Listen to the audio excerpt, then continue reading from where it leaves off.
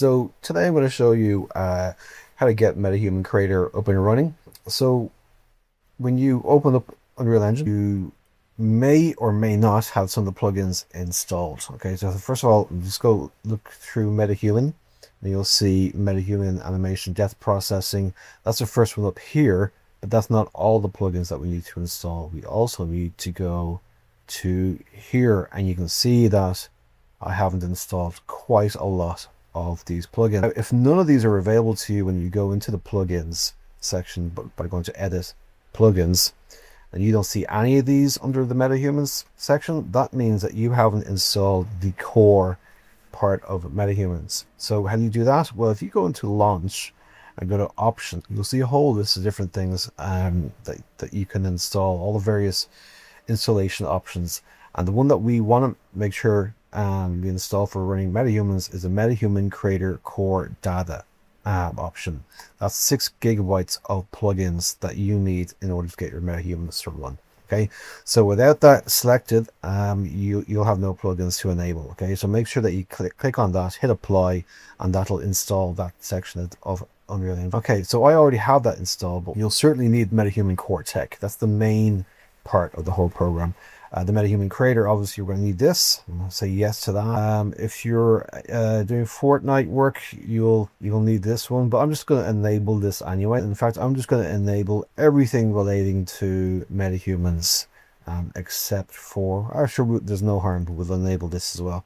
Okay, and don't forget to go back up to the very top and ensure that we have MetaHuman Animation Depth Processing, because we'll need that for doing any kind of iPhone facial animation capture. So once this is all done, hit restart now. Okay, so with it restarted, you can see that they're all enabled. I'll go down to the very bottom here, MetaHumans, and all my MetaHuman plugins are enabled. Okay, so first up, how to create a MetaHuman. Go right click, go down to MetaHuman, and go to MetaHuman Character Asset. So this is the tool that we want to create a MetaHuman. At this stage, you can always name it. You can go My MetaHuman, and doing it at the very beginning means that down the line, things like creating folders with the same name, with the right name, won't be an issue. It will be automated. So double click on that. Now it says we are missing a couple of things. Okay, this is in relation to GPU skin support, GPU skin unlimited bones influences. So there's a few things that we need to enable. We may be asked to restart again. Yes, we are. So let's just hit restart. Okay, so it shouldn't take too long to restart. So here you have the MetaHuman Creator, and this is the default setting. So you can see that it looks a little bit strange, and we are looking at the topology. So on the left here we have a menu full of presets, a body editor, a head editor, various materials we can use, hair and clothing, okay, and the final step of assembly. Over here we'll have options to create a full rig when you want to see animation at work, create joints only, retrieves joints only DNA, remove rigs whenever we want to start changing things like the changing presets or changing body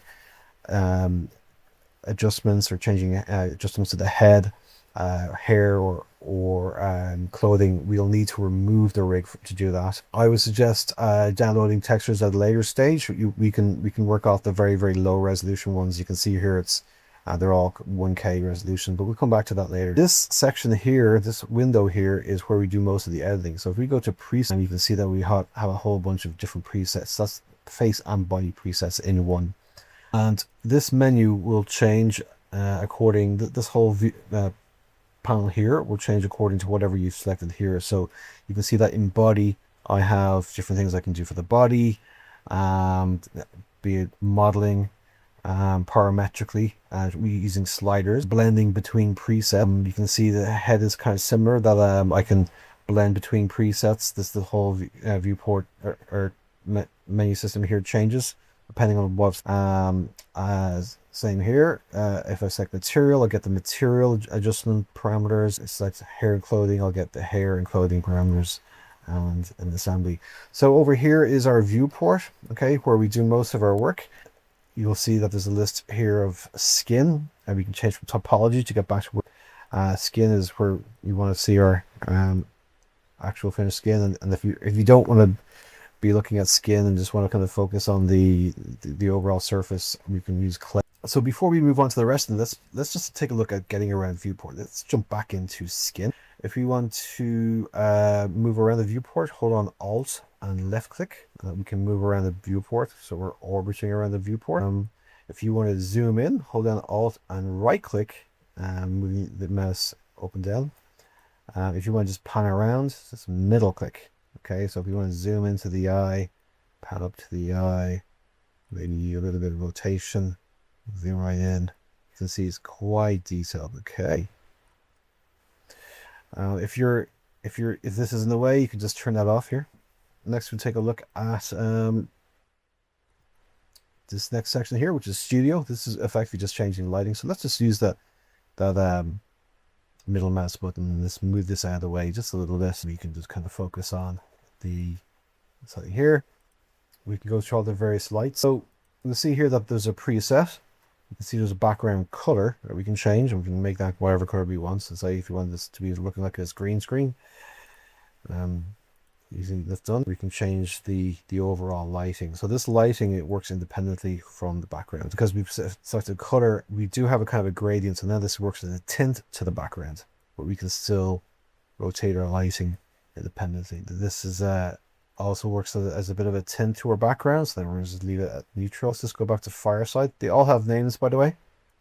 This is Fireside. We'll animate the lighting, and this is just to get a good idea of what your MetaHuman looks like in different lighting scenarios. So you might find that you just want to work in the preset over here for most of the time, but this does kind of come in handy to see if you want to just inspect to see if you have enough textures, if there's enough detail in your texture map.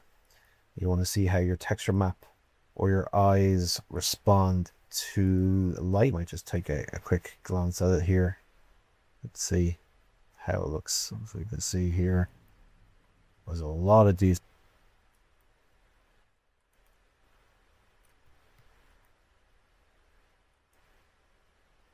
It takes a little while to get used to, but there is a lot of detail in these eyes. Okay, so lots of different presets to choose from.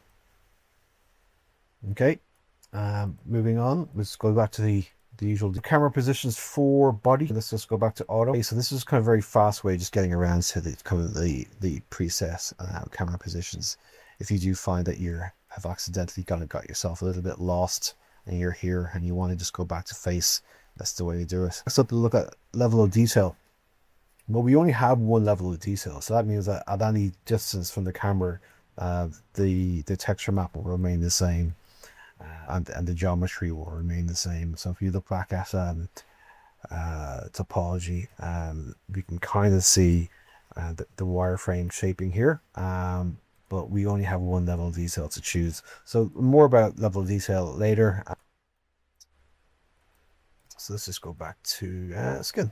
Okay, so let's take a look. Now, we only have one level of detail, and we do have a rendering setting. So let's bring...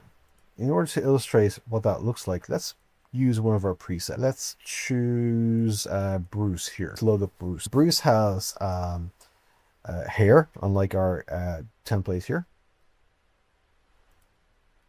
So Bruce has quite a lot of hair, very, very detailed character. And he also he's just using LOD 0, okay? I'm going to demonstrate what use hair cards look like, okay? So they're just hair cards. Let's just see what this looks like. Quality. Okay, so it's playing a hair card all on that. Okay, so let's take a look at our different lighting settings, and let's take a look at first of all, we're at epic, and that's what it looks like. Let's move on to high. Let's go back to epic. Let's go to medium. It's just not as good. In the next video, I'll show you how to play some animation.